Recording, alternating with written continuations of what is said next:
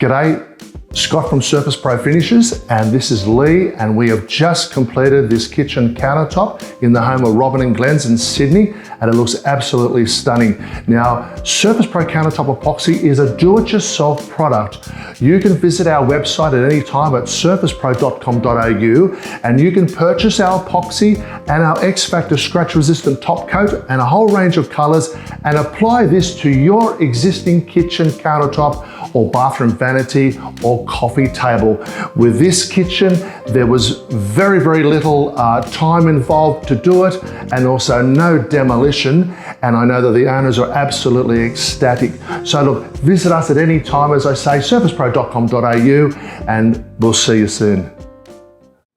Hi, it's Scott from SurfacePro Finishes here, and I'm with Glenn and Robin in their home. We've just completed their new countertops. We've just covered it with our countertop epoxy, and I thought I'd just ask them a couple of questions on their thoughts on the whole process and what they thought about how it looks. Hi, Glenn and Robin. So what do you feel and what are your thoughts on your new countertops? Beautiful. I love it. Good. Yes. Glenn, what are your thoughts? I think it's excellent. You know, it's exactly what we wanted. It's bright, it's fresh, and it's going to complement the kitchen for years to come. Now, I know you considered, or you certainly looked at, purchasing real marble, and I think you had some surprises with the cost of it in comparison to what the cost was for this. What are your thoughts on that? Well, you're right. The cost of real marble was going to be significantly more. But in addition, taking the old bench top out would have meant damaging the splashbacks. So we'd have been replacing them as well. And you never know, there's often damage to the cupboards as well with an operation like that. Yeah. It's one of those things where you start with a small and you end up with a really large job. Yes. There was really no demolition, and it happened much quicker, the whole process. And now, as far as the actual look of the marble, it looks absolutely stunning. We're really delighted ourselves in the result. What are your thoughts on the marble itself? I would defy anyone to tell me that is not marble. Right, okay. Yes. Put your hands on it, knock it, maybe you could tell. Right. But from the look, and I think the serviceability and certainly the beauty of it, it's marble. Yes. So you can reach us at any time at surfacepro.com.au to order our epoxy, our XFactor scratch-resistant top coat, and a whole range of colours. Now stick with me, because I'm going to show you how to prepare your kitchen step by step, and how you can apply SurfacePro Countertop Epoxy and XFactor scratch-resistant top coat to your own kitchen countertop, just like this.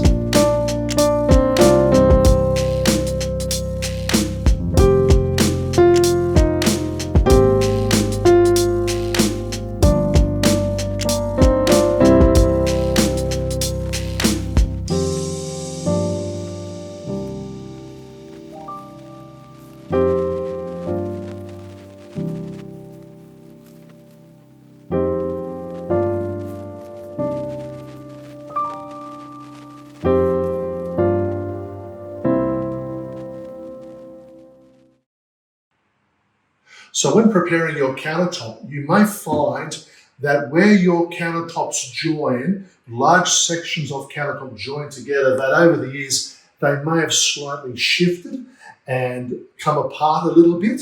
And this is what's happened in this case here with our kitchen here. And what we need to do is to fix this. You can't epoxy straight over the top of this because of the two levels of countertop. So what we intend on doing is peeling away one part of this Laminex or Formica top to crack it away, because it's coming away slightly anyhow, and we're going to remove it, and then we're going to put some builder's bog over the top, sand it back and get it level, and then we'll be able to cover it with our epoxy, and you won't even know that there was ever a join. And that's the beauty of epoxy, is when you do it yourself, you can cover over the joints and make sure that they're stable. Not only do we need to do this portion of the preparation, but I also previously added underneath some metal plates, which I screwed and glued together underneath to stabilize the two portions of countertop, and we are sure that there won't be any movement at all. And so just with the fixing of this melamine or the Laminex or the Formica top, now and get it back to flush, we'll be ready for our epoxy. So the Formica is coming away here, and I can actually get my spatula, my steel spatula, underneath it slightly, so it's coming away. And I'm really just going to try to break it back a little bit.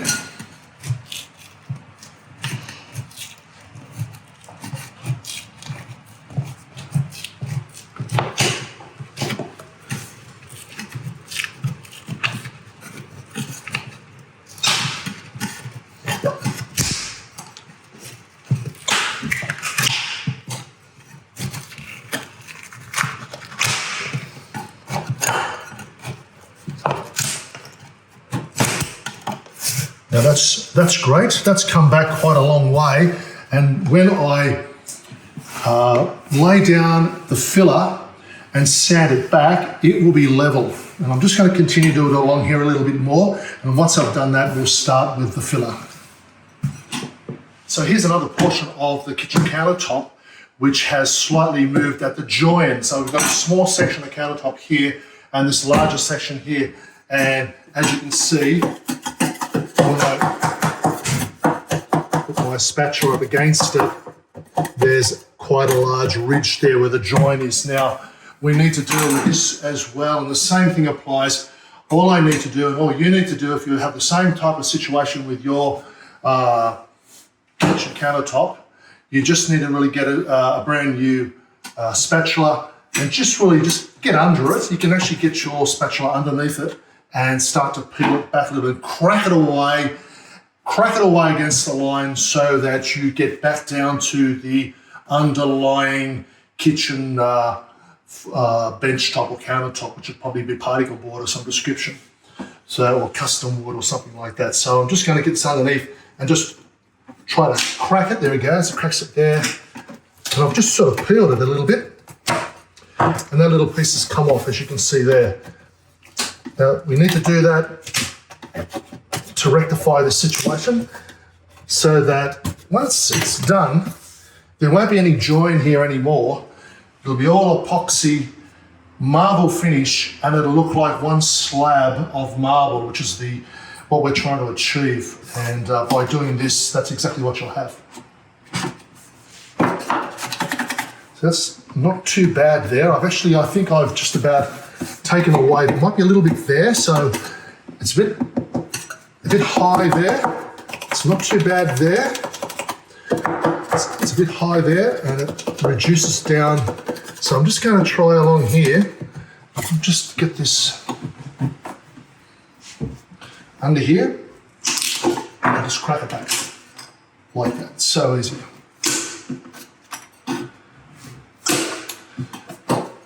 Now looking at that, I'm very happy with it there. I'm very happy with it there. It's level. A little bit of a rock there. Now I can see there's actually a bit of a rock. Okay, so you need to look at that. And I think around this area here, I'm going to take a little bit more out. Try to.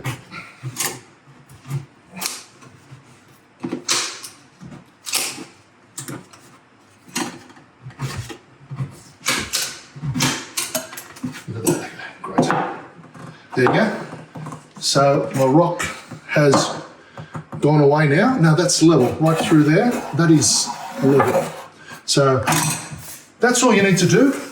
You definitely need to do this type of thing if you've got this situation happening with your countertop. It's something which if you do not do, it will look odd.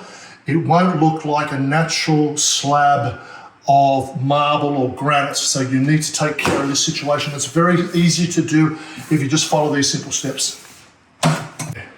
So I'm applying the filler to the appropriate measurements, and I'm just going to get a little bit out, and I'm going to actually put it onto the countertop for mixing. Look at all I need for the moment, and then you've got the activator. Just a small amount.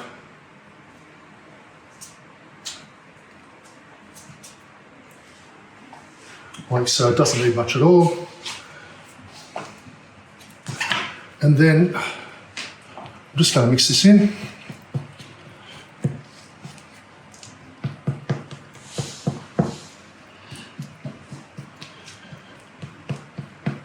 Just to thoroughly mix that activator in with the filler.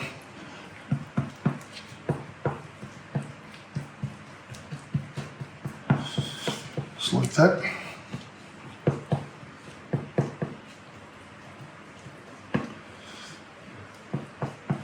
Okay, and then I can actually just get straight out and work it into these areas for filling.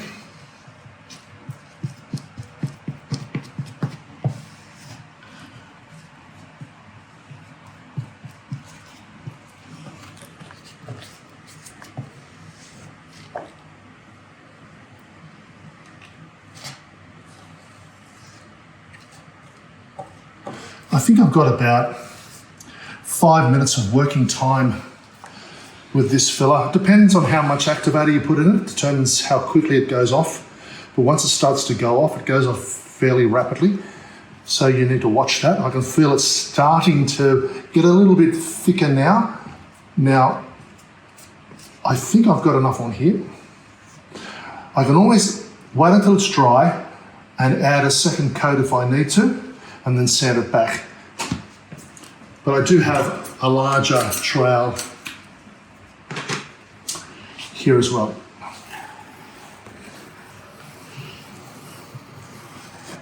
See, there's areas there which need more filling. But look, even if there are some slight indentations in your filler, of course, you know, you're laying down your colour coat of epoxy. You're laying down, about 5 hours later or so, you're laying down your clear coat of epoxy, and that's all self-leveling. So it's not going to be an issue if you've got just some slight variations in the level once you do your filler. But I'm happy with that.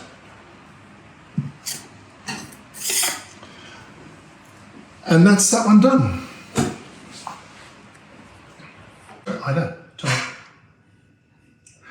So in preparation of your kitchen countertop, you may find that your bench top has quite a sharp edge running around it, and you may want to round it off, and you can do that. I'm going to be using my router, and it's a 3mm rounding over bit. We're going to round that off just to give it a bit of a round over so that the epoxy will run over the edge. Now, you don't necessarily have to do this. We like the finish that rounding over gives. We're going to do it along the top, and also we're going to be doing it along the bottom as well.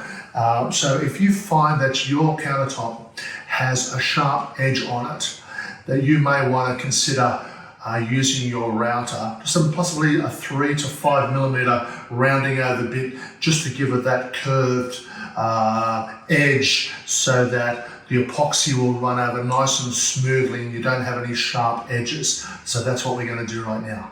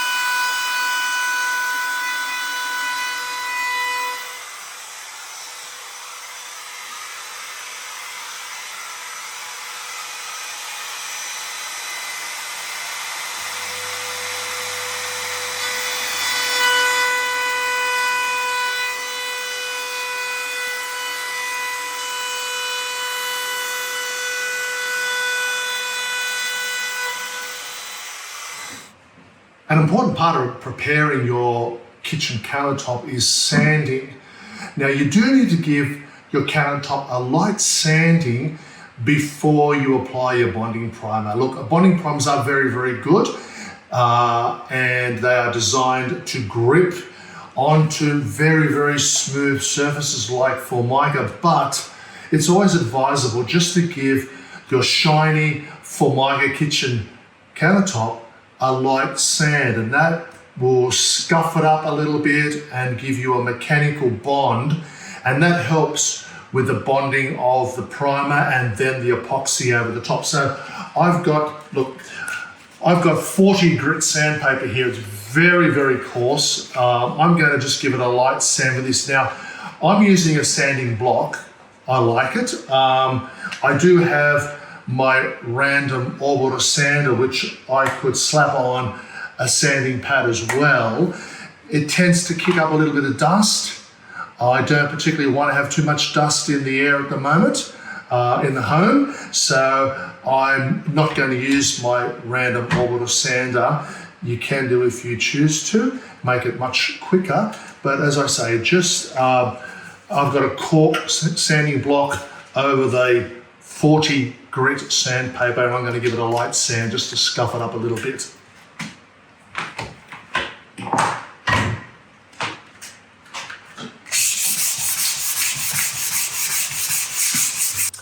So it's time to prime. Now this is a bonding primer. Now it's in the cream that we wanted, and you can get various bonding primer colours. But we're going to lay this out. It doesn't need to be thick. We're only going to be doing one coat. I don't think you need to do two coats. Sometimes people will do, with a primer, they'll do two coats and they'll sand in between the coats. But this is a bonding primer. And with bonding primers, a little bit goes a long way. So I'm really going to be stretching this out. I don't want to have a very, very thick coverage. And so this little roller is just a 100 millimeter roller, nap roller that we use. And so look, I'll continue to get this out right across the piece, and then we're going to leave this sit for about 12 to 14 hours, approximately, to degas. And so tomorrow we'll be coming back and we'll be doing our colour coat. See you then. Okay, we're at the point now where we want to mask off and protect the kitchen cabinets from the epoxy. So we're going to be wrapping the kitchen cabinet doors in plastic and masking tape. And it is important, the procedure or the way that you do that. And first of all, what we're going to do is we're just going to run a strip of masking tape just along the very top edge of the kitchen cabinets. That's your first step, to run it all the way around all of your kitchen cabinets, just directly below the countertop. So I'm just going to do that right now.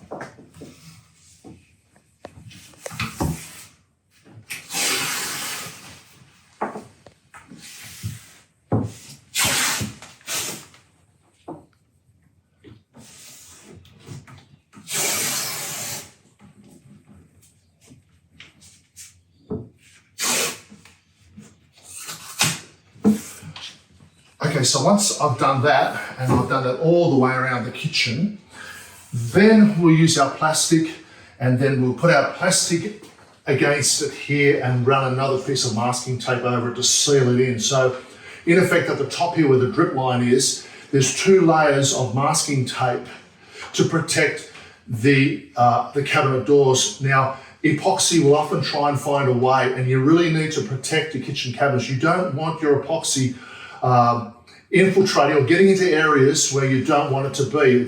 Epoxy resin is a very, very strong adhesive, and so the best way to handle this is to stop the epoxy getting through in the first place. So preparation is very, very important, and that's why we make sure that we thoroughly prep the cabinet doors and anywhere in the kitchen where you don't want the epoxy to get onto. You need to cover it, because prevention is better than cure in this case with epoxy resin. So we're going to go ahead and continue to do that, wrap it with this masking tape, and then we're going to be putting the plastic, and we'll just show you how we do that and the procedure of doing that. And then at the very end, generally what we do is the splashback, and there's a particular reason why we do the splashback and cover the splashback in plastic, and why we do that last, and I'll explain that to you in a moment.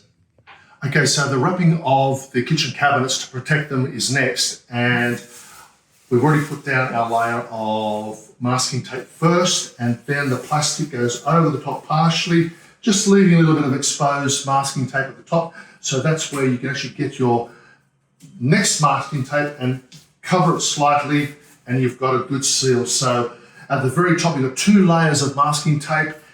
Any drips from the epoxy running over the edge will actually drip off straight down as a drip line, but if any does get across, it can't get through onto the cabinets because you've got 2 layers of your masking tape. Then the plastic runs down all the way down to the floor, and that's the procedure really. We're going to make sure that we seal in this plastic at the very top, going over the original masking tape, and that will give you a really, really good protection against any epoxy wanting to escape and get onto your kitchen cabinet doors.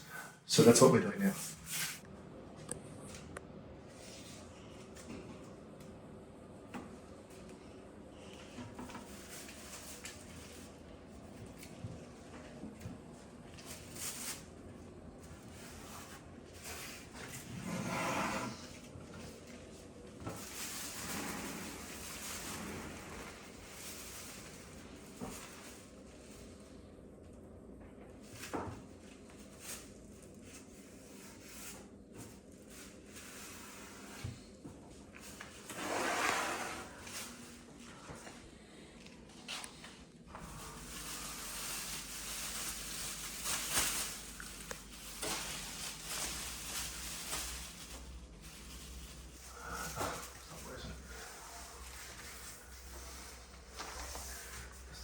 Watch the video, it's all I want you to do.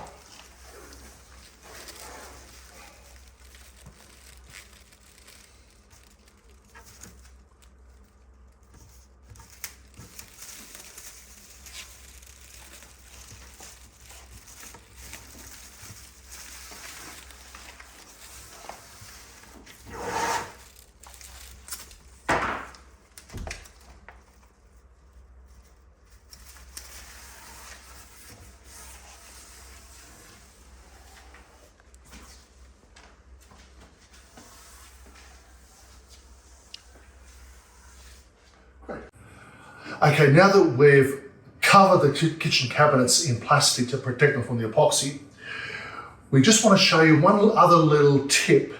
It's a SurfacePro tip, and that is that we put a little bit of masking tape just on these corners which are very, very close to the drip line. And we know that this plastic here is definitely going to get covered in epoxy. And because we're going to be doing 2 coats of epoxy, first of all we do our color coat, and then with SurfacePro Countertop Epoxies, all you need to do is wait 5 hours for it to be touch dry. And then we go over the top with your clear flood coat. Now, what we're going to do with this little bit of tape here, I'll put them on a couple of the other little corners.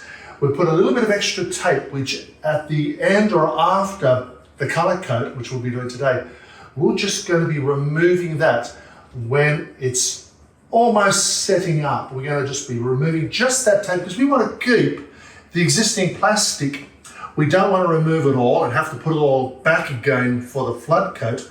So we're leaving it on, but we don't want to have the color coat epoxy lock in any of this plastic here. So a little trick, you can put an additional piece of masking tape on the corners that you know are going to get covered in epoxy, and you can pull those off and remove them so it's fresh masking tape or plastic underneath that. Then you're able to come back in 5 hours or so and do your flood coat, and then once that's dry, you remove the whole lot and the job's done. So we're now at the point to cover the splashback with protective plastic, and we've left this to the very last. And the reason why we leave this to the last portion of the steps is because it's the last to go on, because it's the first to come off, meaning that when you've finished doing your color coat and you're happy with the job and you're walking away from it, that's when you really need to be removing the masking tape from the splashback. You need to be removing the plastic. And as you remove the masking tape and the splashback away, the wet epoxy will continue to flow back against your splashback and fill in any divots or any holes or any imperfections that maybe that the masking tape has left when you've poured it out. So that is a SurfacePro tip for beginners. Make sure you do that. Last to do it, first to come off, and you want to have it off and before you do your flood coat. And the reason why I don't need coverage there for the flood coat is because when we pour the clear flood coat on the countertop, it's gently brought to the edge, and then it can slowly move over towards the splashback without running up the splashback. So I don't need to have protection really against the wall. I want to remove all the plastic and the masking tape in between the color coat and the flood coat. So that's just something to remember.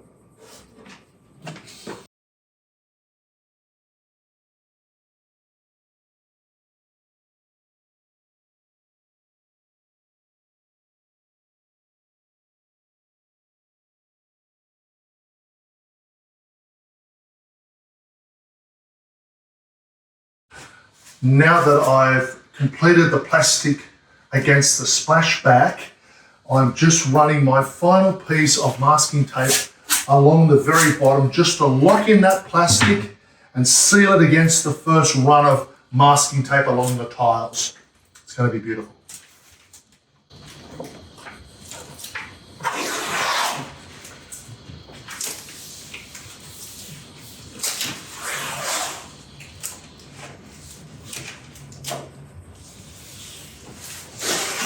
Now I'm just about ready for the fun part, and that's applying the epoxy with all the colours and the veins and bringing this countertop to life. But firstly, I need to fill in the hole for the cooktop and for the kitchen sink. I just need to fill that in with plastic, and then I'm going to seal it off, and then we're good to go with mixing the epoxy.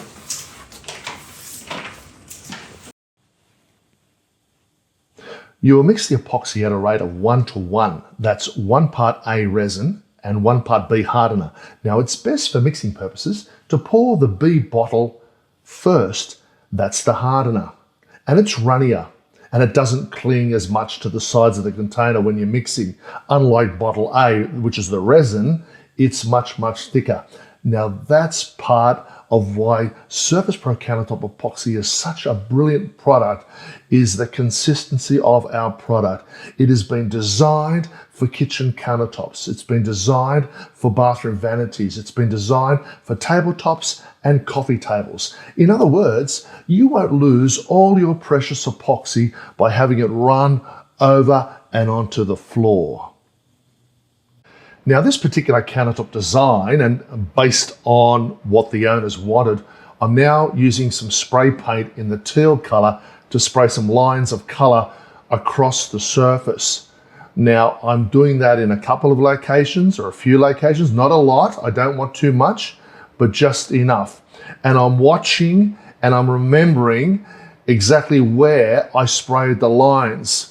And I've put them roughly in line with the door handles of the cabinets. And the reason why I need to remember is that I'll be coating the surface in iceberg white. And I need to remember exactly where I put those lines, because I'm going to be using the heat gun to blow down and move the white iceberg around. I want to expose, in just a small way, I want to expose the teal underneath. And that's why I really need to remember exactly where I put those lines. So I just line them up with some door handles, and that's a little trick that you can use. You can use any color that you like if you and when you do your kitchen countertop. And I also, as you can see there, I used a little bit of cream spray paint to just reduce the thick lines of the teal. I didn't want the teal to be too overwhelming, so I just sprayed a little bit of cream up and down the sides of the teal line just to reduce it a little bit. And I think it's going to look fantastic when it's completed. Now I'm mixing the epoxy, and the lady tradie Lee is adding iceberg white epoxy paste to the containers as I'm mixing.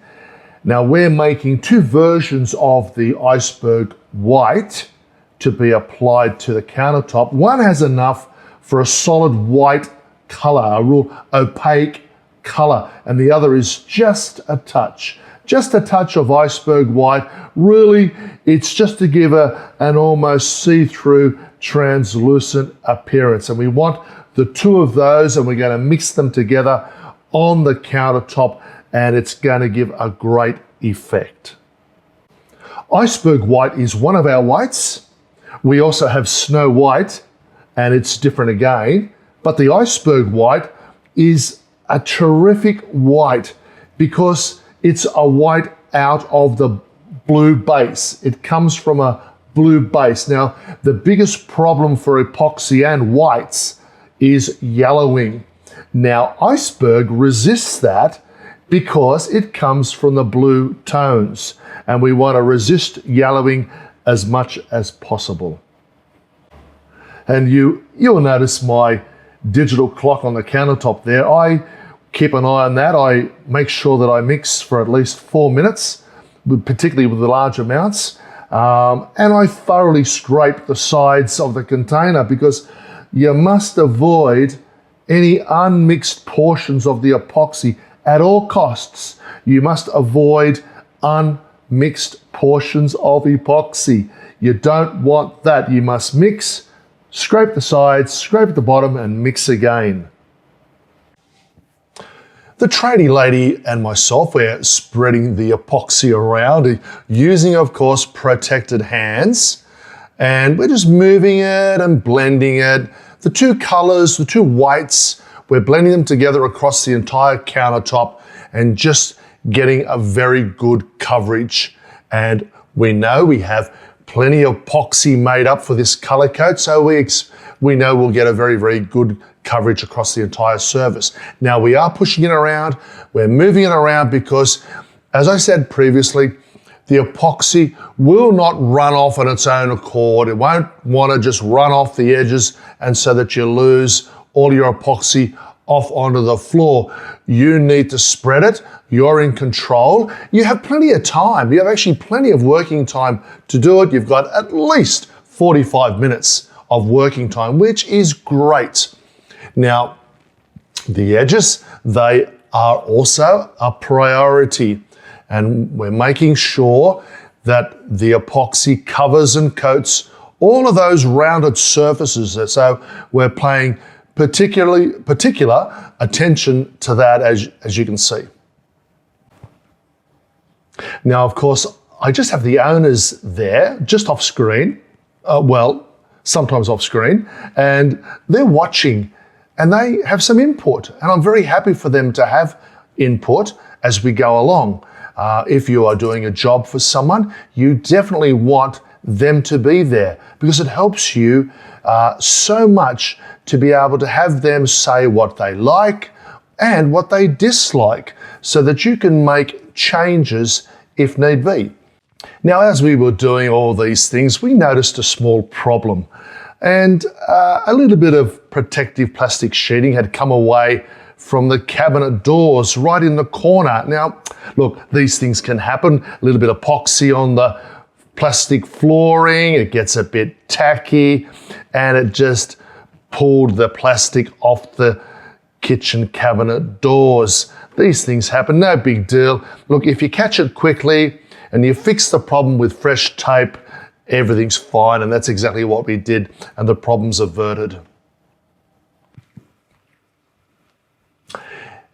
We're at the point now where we can add those black veins. Now, these veins that I'm wanting to lay down, I really want them to be marbleized and fractured. I don't want thin black lines. That's not what I'm after. I'm using the black spray paint straight onto my paintbrush, and then I just dragging it across and dabbing it and dragging it through the wet epoxy just to create those lines and create the effects that I want. And then I'll be able to manipulate those black veins to exactly how I want them to look. Now look, it's very simple. What you're trying to do is make those fracture lines look as natural as possible. Now, I'm keeping the direction of those fracture lines basically going the same way. So in that way, it looks like we have one slab of marble with no joins at all. Now, you don't want to draw attention to something that looks like a join. So you want to make sure that you keep that in mind when you're working on a countertop, like a big L-shaped countertop that we are right here. You need to keep that in mind, that you just don't automatically change direction around the bend, because that is not natural. I don't want to draw attention as if there is a joint. Therefore, the fracture lines need to basically run the same direction on the entire piece of that countertop, and that's what I've done, and it's going to look fantastic. Now, back to those teal coloured lines I laid down on the countertop previously. Look, you could see them, they were there, and I'm running the black spray paint right over the top of those lines, same direction. Now, I've done that for a reason. I've done it on purpose, and I've done it to create a layering effect of colours and effects. Like real marble has bands of colour running right through it, and that's what you can achieve if you go over the top with multi-layers of colour, so that little bits of the colour still shine through in various parts of the marble. It looks fantastic. Yeah, it looks fantastic. The torch is out now, and I am going to be applying, heat in the form of the torch across the whole surface. And what that is going to do is help lay it out a bit and definitely pop bubbles that are still hanging around. And then after that, we've got the heat gun. Now the heat gun blows out very, very hot air very quickly. It's perfect. The heat guns are fabulous. They are just the best for moving and creating those very, very natural stone looks that you want to achieve in your wet epoxy.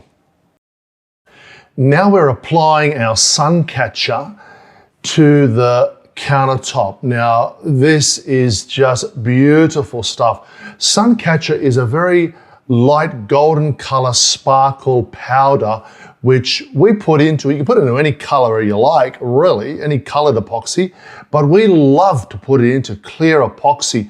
And then what we do is we let it set or sit and set up a little bit. And then when we get it, the epoxy is starting to set up a little bit. And when you use it then, it's like what we call our honeypot technique. And you get a honeypot effect. And it's just like putting your stir stick into honey and you draw it out and it sticks. And when you drag it and draw it across your countertop, it grabs and catches and spreads over the top of the counter, and it creates these wonderful and beautiful selling. And we call it the honeypot effect.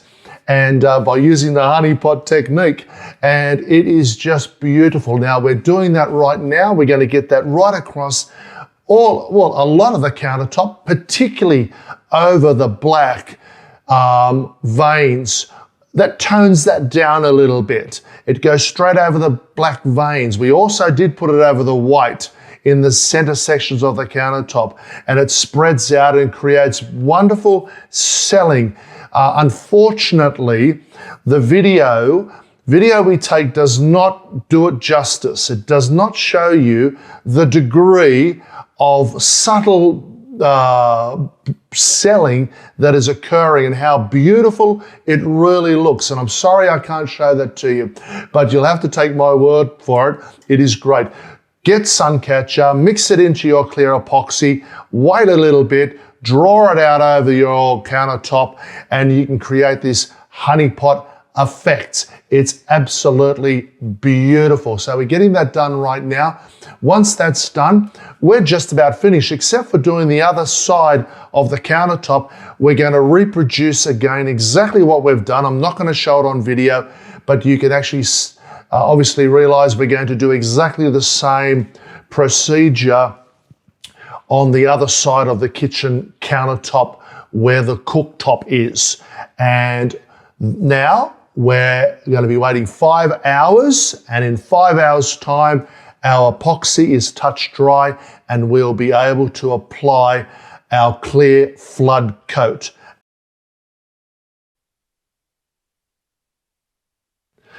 Now the epoxy is dry and I'm mixing the clear flood coat, and I'm mixing it at a coverage rate of 1 litre per square metre. So I have just made up 5 litres of clear epoxy, and that is going to give me the perfect coverage across the entire kitchen countertop, both sides. And it's going to level out like a sheet of glass. It's going to be rock hard, and it's going to be crystal clear. And of course, I'm really just setting myself up for the application of the XFactor scratch resistant top coat in the satin finish. And the satin finish is exactly what the owners are wanting. Now, when you order your XFactor, you'll receive the XFactor and the hardener. It's a total of 1 litre. Now, 1 litre will cover 10 square metres of kitchen countertop. That's over 100 square foot, and that's enough for 2 large kitchens. Mix XFactor at a rate of 10 to 1. Yes, that's right, 10 to 1. You don't need a lot of hardener, and you definitely don't need to add water. Please, please, I get asked, how much water? Nothing, 0. You can pour it out as it is. And it doesn't matter if you live in a cold climate or a tropical humid area, just mix it up and pour it out. You know, XFactor is the latest in polymer technology for absolute superior scratch resistance for all epoxy surfaces. We love it, and you will too. I've mixed up the XFactor and I've poured it out into the paint tray and I'm rolling it out. Now, it's really important for you to use a 4mm nap roller. Do not use 10mm. Use a 4mm nap roller. Do not use a sponge roller. Use a 4mm nap roller and you will achieve a beautiful result. The steps to achieve a beautiful finish are simple but extremely important to follow. Now, it may be necessary for you to practice applying the XFactor to practice boards before you begin your own countertop. Now, when you roll out the XFactor, make sure you cover the entire area you're working on with the product, and then you draw the roller back towards you. Now, in the same way, the dry roller, you draw it back towards you, which will pick up any excess product. In this way, you'll have no lap lines and a silky smooth finish.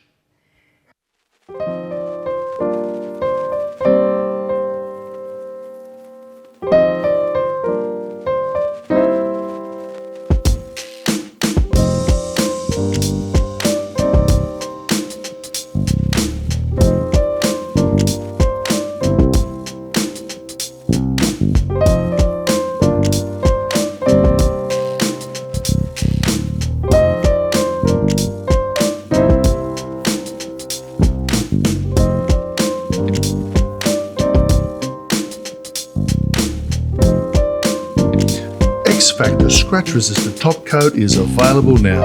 SurfacePro.com.au. So look, please give me a like, it really helps things, and subscribe for more videos soon. So thanks for watching, and from all of us at SurfacePro Finishes, see you later.